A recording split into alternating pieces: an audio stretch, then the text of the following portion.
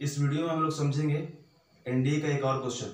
जैसा कि हम लोग पिछले वीडियो में भी देखे था कि एनडीए का क्वेश्चन है ना, तो लगातार डिफरेंशियल इक्वेशन का सेकेंड, थर्ड, फोर्थ जो भी सक्सेसिवली वीडियो है वो आपके पास जाता रहेगा ना। इसके लिए आपको एक काम करना होगा, सब्सक्राइब करना होगा, तभी आपके पास पहुंचेगा। ओके, आइए देखते हैं, क्वेश्चन पे ध्यान देते हैं। पहले what is the solution of the differential equation. क्या कह रहा है, what is the solution of the differential equation, है ना। ln दैट मीन्स लॉग भी इसको पढ़ सकते हैं ना, log dy upon D X plus X equal to zero, log ln है ना dy upon D X plus X equal to zero. सबसे पहले क्वेश्चन को समझ लेते हैं। ये एनडीए 2014 में क्वेश्चन आया हुआ है, एनडीए 2014 है ना। ओके, 2014 में ये क्वेश्चन आया हुआ था। फर्स्ट ऑप्शन है आपका y plus e to the power x equal to C. First option है y plus e to the power x equal to C. Second option y minus e to the power minus x equal to C. Third option y plus e to the power minus x equal to C. Also fourth option is y minus e to the power x equal to c. Okay, question तो हमने समझ लिया। Okay, तो एक बात आपको और बता देना चाहते हैं, क्वेश्चन समझ लिया तो आप पेन और पेपर लेकर के बैठें और इस क्वेश्चन को सबसे पहले खुद से प्रयास करने का, मतलब खुद से बनाने का प्रयास करें, है ना। प्रयास करने का प्रयास थोड़े होता है, बनाने का प्रयास कीजिए, है ना। अगर खुद से बनाते हैं और क्वेश्चन सही हो जाता है, सही और गलत इसका डिसीजन आपको नहीं लेना है, सही हो रहा है कि गलत, इसको कुछ देर के समय पे छोड़ दीजिए, सही होगा हमारा या गलत होगा। दैट मीन्स कि वीडियो को जब लास्ट में आंसर देखिएगा तब मिला लीजिएगा सही होगा कि गलत होगा। लेकिन सबसे पहले आप इसको बनाइए, सही हो तो भी अच्छा, गलत हो तो भी अच्छा, कोई दिक्कत नहीं है। फिर आप सोचेंगे अरे सर क्या बोल रहे हैं भाई, गलत हो तो भी अच्छा। नहीं, गलत होगा तो आपको ये भी तो पता चलेगा ना भाई कहाँ गलत हुआ मेरा, है ना। और सही है फिर तो सही है, दोनों हाथ में लड्डू, सही है तब तो दोनों हाथ में लड्डू, गलत है तो एक हाथ में लड्डू। लड्डू तो मिल रहा है ना खाने के लिए, है ना। तो आइए क्वेश्चन को हमने समझ लिया। मेरा आपसे एक रिक्वेस्ट है ना, ये रिक्वेस्ट है हमारा आप अपने तरफ से आपके लिए कि आप क्वेश्चन को सबसे पहले सोल्व कीजिए, देन पूरा वीडियो वॉच कीजिए। ओके, आइए हम लोग देखते हैं, आइए देखते हैं इस क्वेश्चन को सोल्व कैसे करेंगे। ओके, होपफुली आपने वो काम किया होगा जो हमने आपको बताया है ना, ये आपके हित के लिए बताया है, तो आपने सोल्व कीजिए फिर देखिए। आइए सॉल्यूशन के ऊपर बात करते हैं, है ना।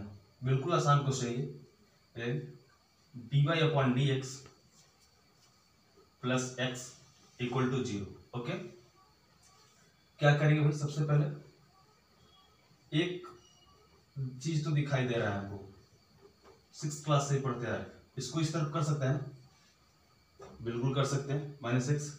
ओके, और ये जो लॉग यहाँ पे जो है इस तरफ राइट साइड इसको भेजेंगे तो एक बात आप याद रखेंगे कि ये चेंज किस चीज में होता है, एक्सपोनेंशियल में। ओके, एक्सपोनेंशियल फंक्शन में, that means e to the power minus X हो जाएगा, है ना, e to the power minus X हो जाएगा। ओके, तो dy upon dx equal to हमारे पास क्या आ गया, e to the power minus X.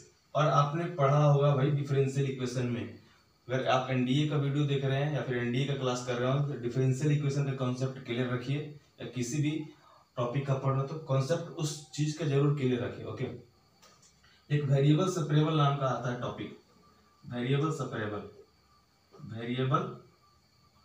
और सेपरेबल, है ना।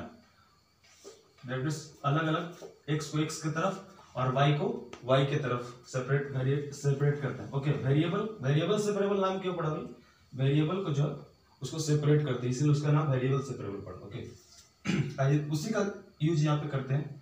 तो y तो यहाँ पे ठीक है, dy ये हो गया e to the power minus X into D X, cross multiplication, कुछ भी नहीं किया, cross multiplication. Okay, now integrating, now यहां तक आपने समझ लिया। ओके, अब आइए चलते हैं फिर से। ओके, ओके मैं इसको इरेज कर देता हूँ, कोई बात नहीं, इरेज कर देता हूँ, नो प्रॉब्लम। यहाँ पे इंटीग्रेट करेंगे आप, इंटीग्रेटिंग बोथ साइड ओके। आइए dy is equal to e to the power minus x dx okay. इसका क्या हो जाएगा सिंपली y, dy का y और इसका minus e to the power minus x plus c okay. बहुत सारे स्टूडेंट्स क्या करते हैं कि e to the power x direct लिख देते हैं, नहीं बाबू, differentiation e to the power x का होता है e to the power x और इसका क्या होता है dy upon dx e to the power minus x का जो होता है minus e to the minus x। तो यहाँ पर डिफरेंशिएशन इंटीग्रेशन का बात नहीं है, जब आप इसे इंटीग्रेट करेंगे तो ये होता है ना। तो इसके साथ इसके अकॉर्डिंग से क्या आ जाएगा हमारा answer minus e to the power minus x plus c okay, this is our answer. तो इसके अकॉर्डिंग ऑप्शन कौन सा करेक्ट हो जाएगा, option number B is correct, option B is correct okay. तो हम लोग फिर से नेक्स्ट वीडियो में मिलेंगे। वीडियो को देखने के लिए बहुत बहुत धन्यवाद, थैंक यू।